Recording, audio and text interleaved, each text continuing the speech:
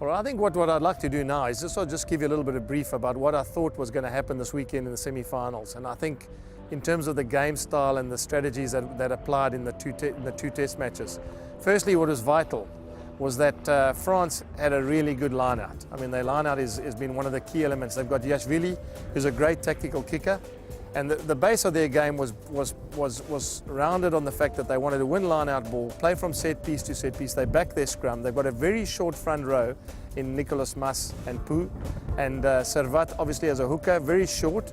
They want to be able to keep this front rows down and not so much scrum, but try and get from set piece to set piece. And as that game evolved this weekend against Wales, and they moved from set piece to set piece, not only did they able to kill the clock in terms of the fact that they were playing against 14 men, they also were able to play to their strengths. So this weekend, when they take on New Zealand, I think that they'll be hoping that they can go from set piece to set piece. Remember, the New Zealand line-out isn't the tallest at the back. They don't have they don't have jumpers at the back. They have Richie McCaw, Jerome Kano and Kieran Reid, who are not known for their line-out abilities at the back of the line-out. So I would think that France would like to get a line-out based game with a scrum option as well, but more so kicking the ball into touch, making sure they get a stop-start game against the New Zealanders. On the contrary to that, New Zealand would want to play a fast-moving game. They'd want to keep the ball in hand. They would want to make sure that they can actually play the counter-attacking game. I mean, Corey Jane last night was outstanding. Every time they kicked the ball in the air, he won it back from the kick.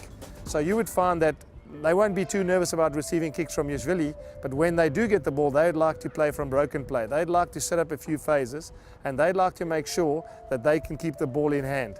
One of the negatives this weekend, which I've just heard, is that Jerome Kano is in doubt of playing. And if that's the case, that's a massive loss for New Zealand.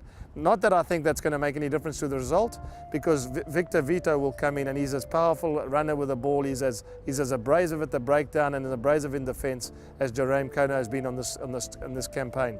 So all in all, a fascinating game to have a look at. I think New Zealand, as I've said, will want to play from unstructured game. They want to keep the ball in hand and not have set pieces. The contrast of that is that the French team would want to have set pieces all the time. They'd want to play from the line-out and from the scrum, and they'd like to use Yashvili's boot in terms of making sure they can play field position.